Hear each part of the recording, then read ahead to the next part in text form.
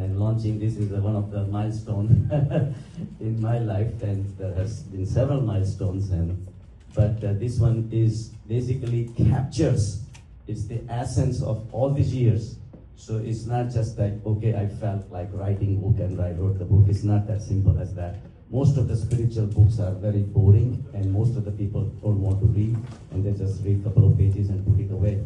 But my book is different because it just reflects my total entire 25 years of my spiritual life as well as professional life, which was combined with the spirituality, which is very, very unique in the real world.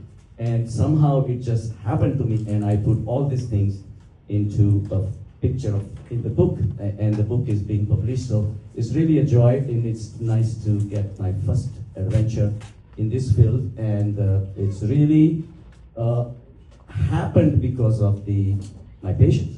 And the whole book itself, the whole reason why I went into spirituality was because of my patients. Because my patients always say that, we know what to do, we can't do it. And I said, we understand what to do, but we can't do it. And that is the whole thing that got me into spirituality. Between body and mind is smarter. So mind can always control the body. There is a problem with the body, go to the doctor and we'll fix it. But what if there is a problem with the mind? Who's going to fix the mind? We don't even realize that there is something other than the mind. And nobody knows that, neither did I. Somehow I got into spirituality through Chinmayanan's Gita, and I just got further and further into it. I wrote every single book he wrote, Vivek Chudamani, Kathopanishads, Kenopanishads. I just kept reading and reading until the whole picture started becoming clearer and clearer to me. And then finally, the spirituality came into my life, or I got into spirituality. I don't know what happened, but basically I became spiritual. And I realized that all the solutions, 99% of the problems that patients were bringing it to me, solutions was the spiritual. And if you have a clarity of it, and that was the whole thing that transforms you from within, and it started happening. So spirituality is basically something that is in you right now. As we speak, we have a body which is matter, and at the same time we are alive, awake, alert, and we are this life force that we have is the spirit itself. So all we have to do is shift it and separate it out and realize that one is gonna die, one is not. And that's the basic concept, but it's very, very hard to get used to it. But little by little, as you keep going, and the clarity starts coming in, and it did start happening to me. So every patient was coming, I had a clear idea what they are suffering from and where the crux of the problem is. Not just medical. It was easy for me to give medications, but if I can analyze the problem from the spiritual angle, there were a lot of things that I could advise my patients, and they would do it. And it really started putting in my regular practice, and it really was very welcomed, because not everybody wants to just get away, with this, but everybody wants to give medications and get away with that, but it's something that was just bothering me, that if this can be prevented, if this can be treated, and something like anxiety, stress, suffering, 99% of our sufferings are because of our belief in the mind and the body, and not recognizing the soul itself. So spirituality, it is beautiful, it increases your clarity. Clarity is something that diagnoses the problems right in front of you. And the clarity is also the bright light of the divinity that comes down into your life. Whatever you call divine, not divine, it doesn't really matter to me, but the clarity is there. And this clarity is like a shining sun, millions of suns, as if it's arise, and it kind of gives you the guiding light. When the light arises, you see the darkness.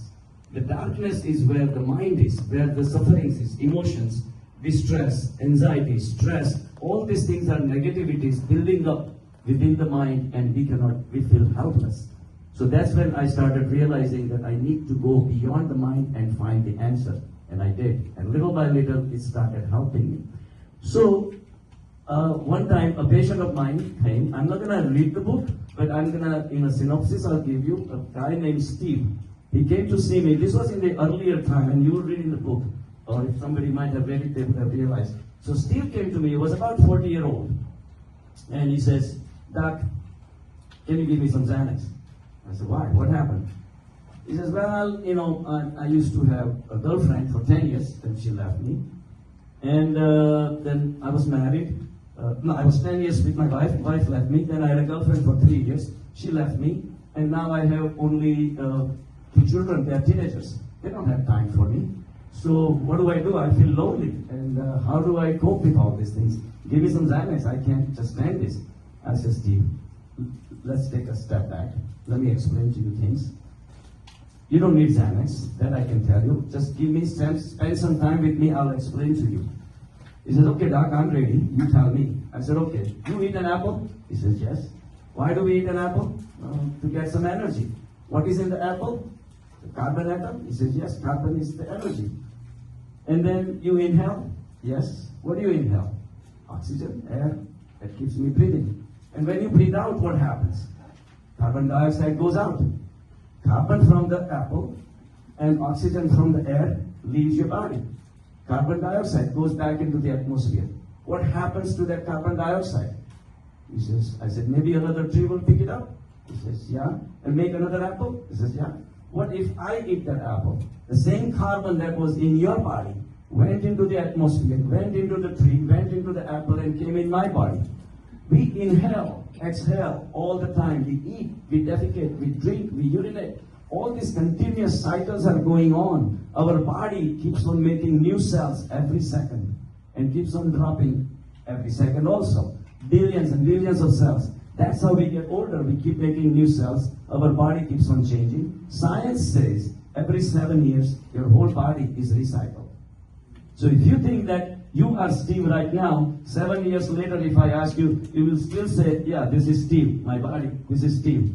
But not true, because the whole body is recycled now. So who is Steve now? So we keep on attaching this Steve name to this body continuously for the whole life. And yet, the reality is that all this thing is being recycled. So what is our body? So that's when I realized that, okay, so in 7 years' time, you will be losing your whole body, you'll be still alive, and your body is not even yours. You have no control on it.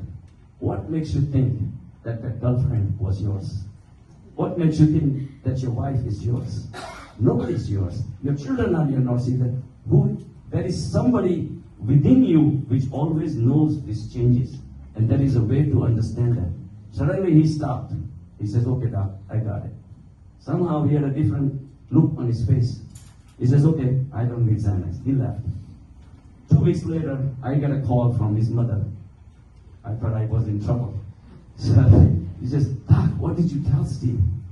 So I just gave peace of my mind. He says, he's a changed man. He has so much confidence now. He doesn't care about all these things. He's enjoying his life. You changed his life. I said, I just gave little wisdom. And sometimes things like this can open up your eyes.